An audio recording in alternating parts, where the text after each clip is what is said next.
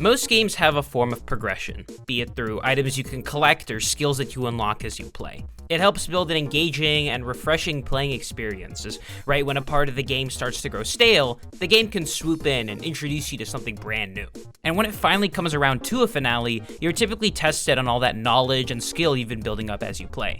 But some games prefer to take this direct progression system and turn it on its head, featuring non-linear exploration, rewarding players who backtrack and revisit places after unlocking new items or abilities. The best example that comes to mind is Hollow Knight. You start off with an extremely limited moveset, but slowly unlock abilities that let you do stuff like dash or wall jump. From there, you can go back and access new places in already explored areas where you couldn't get up to before. These games are called Metroidvanias, stemming from Metroid and Castlevania, which were the first video games to popularize this non-linear progression design. But then there's its weird brother, Metroidbranias, games that function like Metroidvanias, but instead of abilities or items, the progression is your own knowledge around the game. Now, you can argue that most games have ways of rewarding player knowledge, knowing how to execute a complicated dash to skip parts of a level in Celeste, or even memorizing smoke lineups in Counter-Strike all lead to some benefit to the player. But what separates Metroidbranias apart is that you can't progress without this knowledge. There's no alternate route or German top-fragging god that would otherwise make this part of the game doable. You're presented with a door, and the handle is ripped clean off. And of these Metroidbranias, the best execution of the idea is, without a doubt, Outer Wilds. In its core, Outer Wilds is a glorified walking simulator. There's no combat, leveling, or complicated movement tech. You're thrust into the expanse of space with no direction whatsoever. You don't even have much of a HUD or handbook to tell you where to go. You can't clock in and follow the yellow paint. You have to play the game. This is the core philosophy of Outer Wilds, gatekeeping video games from the illiterate. Progression almost entirely revolves around text logs or translated alien writing. The entire game relies on traveling from one place to another and using what information you have to access new areas to find that next clue, all while having to piece an overarching story together. Your home planet, Timber Hearth, is lush with trees and geysers dotting its surface. It's relatively safe and peaceful, yet still feels quite empty compared to the other planets, since there's honestly very little to do outside your home village. Then there's Brittle Hollow, a brittle and hollow planet with a volcanic moon, featuring lots of rickety hanging structures and slippery ice. As you play, chunks of the planet break off into the black hole in its center. The Hourglass Twins, a pair of sun-baked planets that orbit each other, with sand flowing from ash to Ember Twin like an hourglass. Deep within Ember Twin, there's an alien city to explore, but spend too long inside, and the planet's tight, claustrophobic corridors can quickly flood with sand, squishing you. The giant and deep Giants Deep is a water planet, sporting nothing but a few barren islands floating on its surface. But its raging storms can quickly pick up the island you're on and throw it into space, the impact killing you when it falls back down. And lastly, there's Dark Bramble, a shattered planet whose foggy inside sends you deeper and deeper into a maze of seeds and pocket dimensions, sort of like my editing. But one wrong turn and the light of a seed can turn out to be a giant anglerfish instead, swallowing your ship whole.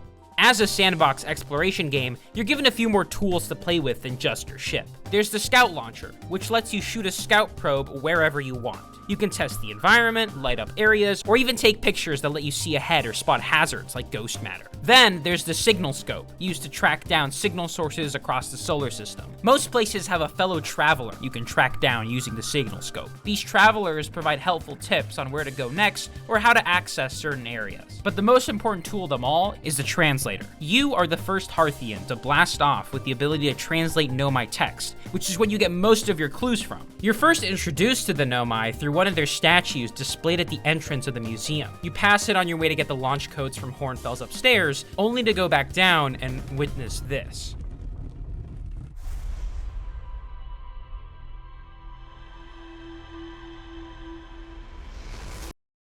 What the fuck just happened? The Nomai were a spacefaring race of aliens that inhabited our solar system long before us. They were castaways, populating Brittle Hollow and Ember Twin from escape pods belonging to their ship, the Vessel. Having picked up a cosmic signal they called the Eye of the Universe, they made the quick yet irresponsible decision to rush and pursue it blindly. Due to the non-Euclidean nature of Dark Bramble, the vessel's trajectory was distorted, resulting in the ship warping into Dark Bramble and its only energy source shattering. In a last-ditch attempt, the Nomai loaded themselves onto their escape pod pods and launched into the mist of uncertainty. Today, the ruins of their rebuilt civilization are almost everywhere, and it's your job to learn what you can about them. At some point, you're going to start coming across certain terms again and again, conveniently marked in orange to let you know that, they might actually be words that matter.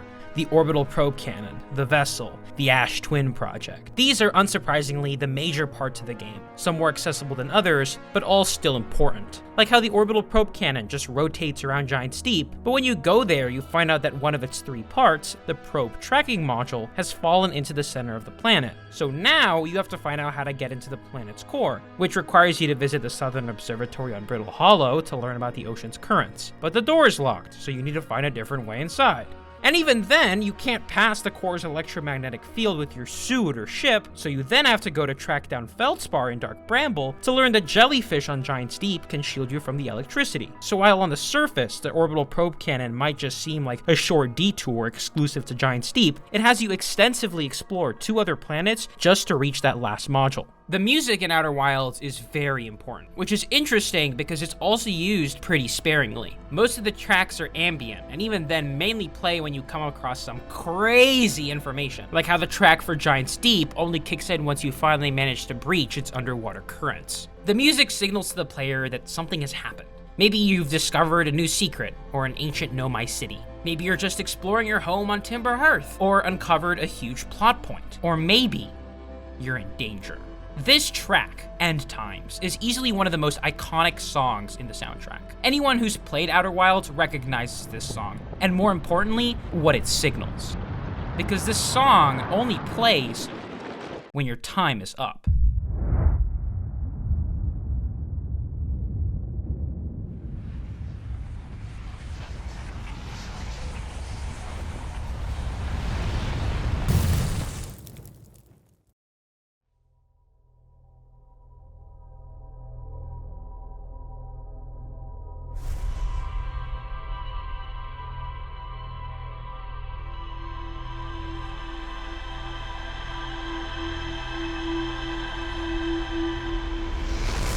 This is the true gimmick of Outer Wilds. You're in a time loop. No matter how you find an end, you will always wake up next to that same campfire, staring into the silent expanse. Where before your only drive for exploration was your curiosity, the game now gives you a sense of direction. You have more questions that need answering. Why am I in a time loop? What happened to the Nomai? Why does the sun explode every 22 minutes? It's not surprising that with such a uniquely crafted solar system, Outer Wilds also provides an extensive amount of control over how you explore it. In fact, the movement controls provided are much more complicated than most space exploration games I've played. Where games like Starfield and No Man's Sky do offer a first-person experience flying your ship, Outer Wilds has a level of complexity that falls neatly between those and a full-out physics sim like Kerbal Space Program, with the added feature of an autopilot that will constantly try to kill you. When did I do that? Apart from the typical 3-dimensional movement you get in many space games, you can also freely rotate your ship while maintaining your velocity. You can fly upside down and gracefully scan the ground, or drift around corners and jam yourself in places you really shouldn't be flying. This true freedom of movement is what makes me love flying in Outer Wilds. You can freely explore and interact with the environment however you choose to, without the fear of losing much progress. The ship controls are also much clunkier, which is a stark contrast to the smooth and almost digital movements that most first-person flyers have. Sudden turns or stops have a much more physical jerk to them, which, considering you're piloting a rickety wooden spaceship, just adds to the immersion. And so, it can be genuinely hard to navigate your ship sometimes. You're always bumping into objects you swear weren't there, or ramming into things that mock fuck. Even when outside of your ship and exploring these planets, the game will constantly pit its physics engine against you. Navigating through zero-gravity environments is just as intuitive, if not harder, than flying. And inconsistent gravities across the planets, alongside their environmental hazards, makes traversing that much more real. You always have to be wary of steep ledges, shifting sand, ghost matter, or the deadliest of them all, the elevator. Oh, where are we? Did I pick the wrong hand? Oh, we were right there, man! Speaking of those environments, it's something that Outer Wilds really has to get right, because there really isn't any hand-holding. So points of interest have to stand out visually for the player to not only notice them, but to think it's somewhere worth visiting. Doing a quick flyby of either Brittle Hollow or Ember Twin, you might spot one of the escape pods from the Nomai vessel. These escape pods are excellent ways to introduce the player to the main points of interest of certain planets. In the case of Brittle Hollow, there's very few parts of the outer shell missing at the start of the cycle, but Pod 1 leads you directly into the inner workings of the Nomai's hanging city. In the case of Pod 2 on Ember Twin, while there are other entrances into the underground city, none of them are marked by significant landmarks or anything. So chances are that the player is once again going to first discover the Sunless City through exploring the path starting from the pod. There's also the added convenience that each pod emits a frequency your signal scope can pick up once attuned to. That way, once you find one, you can easily find another, saving the player from having to scour every planet for the other escape pods, letting them focus on the content they lead to instead. That is, until you decide to track down Pod 3. Escape Pod 3 is nestled deep within everyone's least favorite planet, Dark Bramble. If you try to go and directly follow the signal, you're gonna have a hard time with all the anglerfish floating about. But once you explore Ember Twin enough to learn that these anglerfish are blind, you can reach the third escape pod safely. Exploring the escape pod, its pathing is identical to the other two. Interior with some flavor text and minor story, followed up by a marked path to follow past the exit hatch. When the pod crash landed here, they picked up two sources of the vessel's signal. With the Nomai's life support and oxygen fading, they had to quickly decide which one to follow. Choosing the closer one, it led them to a bramble seed too small to fit through, the vessel's beacon slowly dying out on the other side, almost taunting them. But not all hope is lost. If you launch your scout into the seed, you can see the second signal leading to the vessel, and following it will lead you to a hidden seed with a ruined vessel inside. There isn't much here to see, just shattered and seemingly unusable machinery, and text that further confirms what you had learned.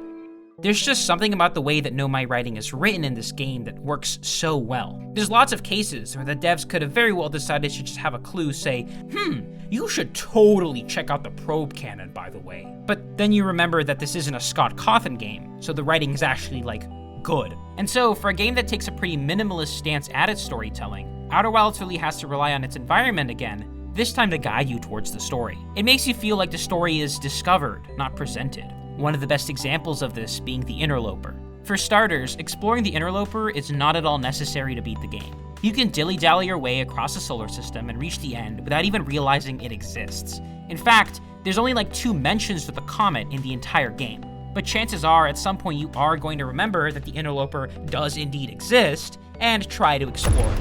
But when you finally land on the Interloper and slide around the ice for a few minutes, you quickly realize that there's nothing here. Just an abandoned Nomai ship and some text mentioning the inside of the Interloper, but there's no visible way inside.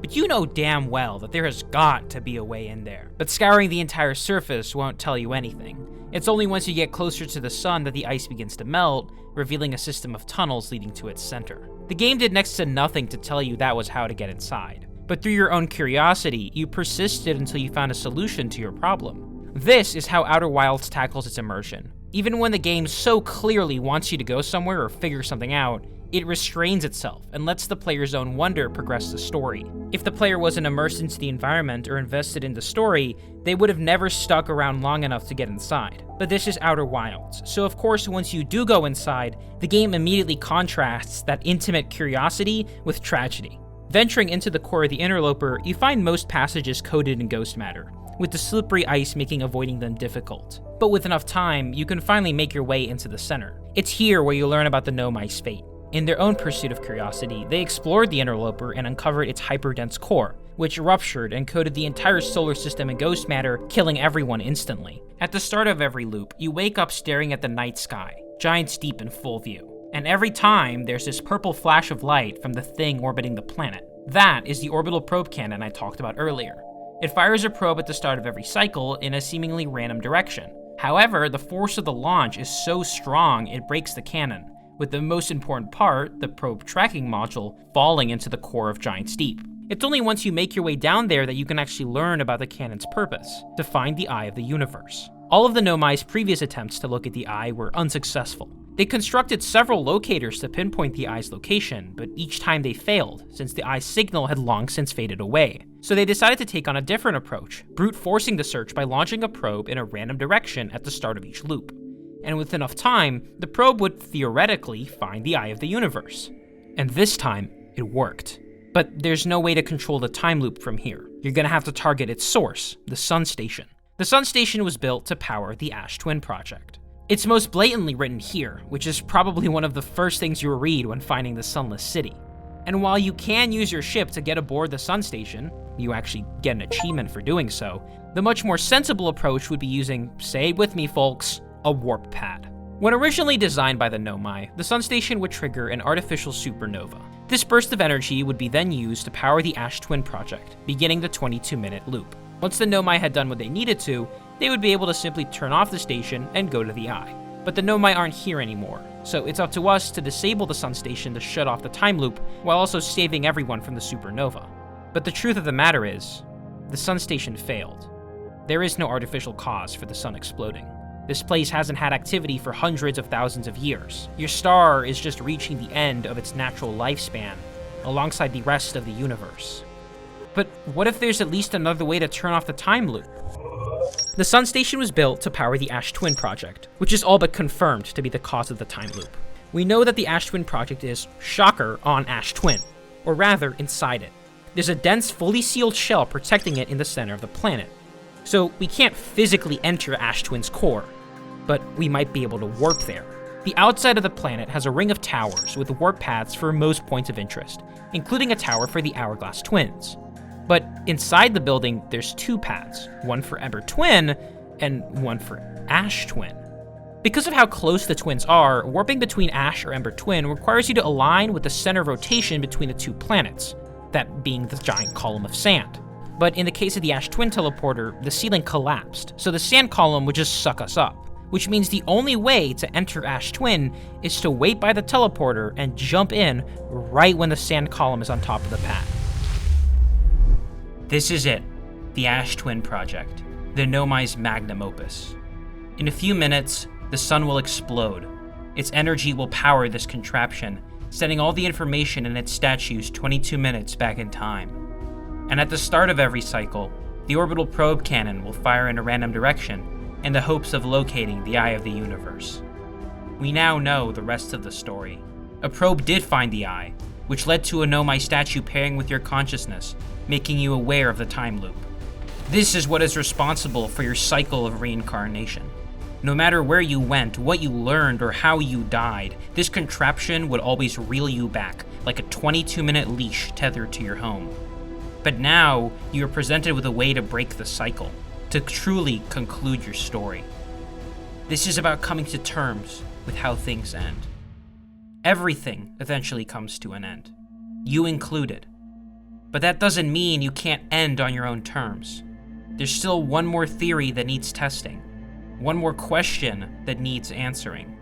The music fades back in. Those synthy arpeggios that spelled out panic grew into ones of acceptance. The melody of certain death had become nothing but a reminder that you will soon find yourself back at that campfire. But now, there is a sense of uncertainty. There is no Ash Twin Project to grant you a second chance. This time, you don't know what will happen next. That comfort of certain doom is replaced by the fear of eternal nothingness, its claws digging into your back as you struggle to put in the coordinates of the Eye of the universe.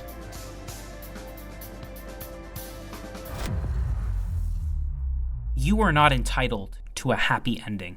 You desperately try to find some way to stop this supernova, to save your friends from the heat death of the universe. But that isn't your story. Your life doesn't have some grand purpose, just how this game doesn't have some great problem you can solve. And while you found yourself waking up again and again in a universe so complex, so creative, so thought out that nothing was left to chance, everything felt as if it was just a question of luck. But isn't that what existence is about? Just a bit of luck? The Nomai had to make the impulsive decision of quickly following the Eye's signal, not knowing that it would lead them to their doom.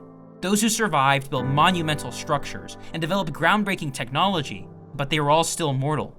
Their husk of an invention lay there for over 280,000 years before the death of the universe finally breathed life into its mechanical body. 9 million 22-minute loops had to pass before that probe found the Eye. Only then would the statue awaken. Only then could our journey begin.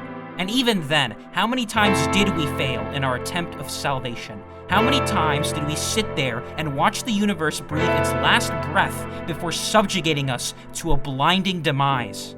Everything in Outer Wilds tries to make you feel pressed for time, placing you in a dying sandbox with a red-hot 22-minute time bomb in the middle. And while it may feel that you're always running out of it, the one thing you do have is time. 30 minutes or 30 hours, you will eventually reach the same conclusion. And what you'll come to find is that the more time you do take, that much more rewarding the destination will be. The universe is filled with uncertainty, but once someone observes or acts on this uncertainty, it becomes locked in a state until they stop. This is called the uncertainty principle, a fundamental theory of quantum mechanics that Werner Heisenberg would shamelessly steal 92 years prior. The eye of the universe is the source of all the world's quantum activity. As you get closer to the eye, this uncertainty increases drastically. But what if you were to observe the eye itself? Life is filled with this uncertainty. It's easy to hide from it, taking the simple route of avoiding risks and letting others make choices for you. But the truth of the matter is, if we all avoided that uncertainty, the only thing that would be certain is that we wouldn't be here. So as you enter the eye of the universe, you're taking the final step into the unknown, into uncertainty. You're making a change.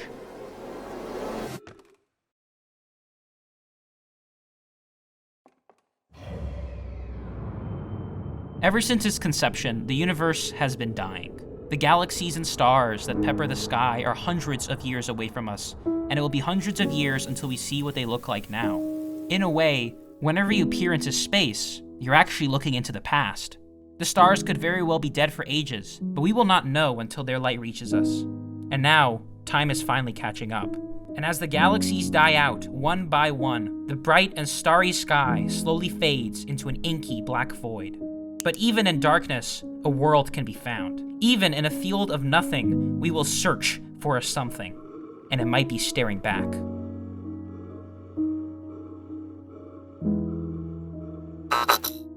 Easy to forget, the campfire is everywhere in this game. You see it on the title screen, every time you wake up, every time you visit a traveler, even the damn program icon. And now, it's at the end of your journey. It's a symbol of comfort, of safety. There's always a campfire less than a planet away, and frequently, a friend to accompany it.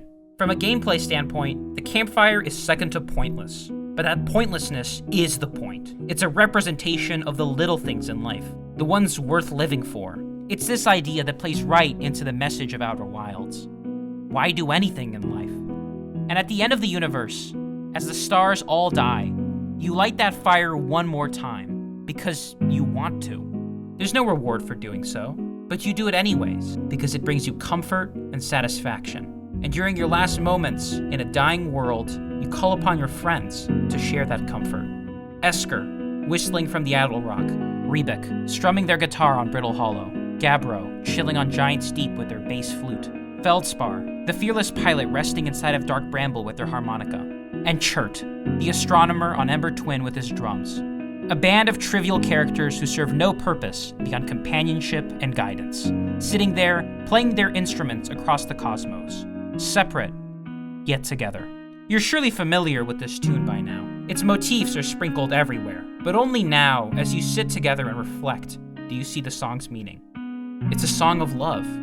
With their signal scopes, they could always check up on one another across the solar system, searching for that tune. They themselves would sit and play for seemingly ever, letting their friends know that they too are still here, still okay. And even when the world drew its last breath, when they weren't okay, they were there for one another, playing their ensemble until the very last moment, as the sun swallowed them one by one. I may no longer be here, but I'm here for you. And even if you didn't care for these characters, these 3D caricatures performing an act dictated by predetermined ones and zeros, you were there for them.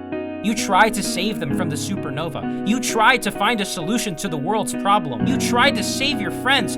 You tried. But the universe had different plans. There was nothing that could be done. But that never stopped you. Nature's discouragement showed you there is always a way forward.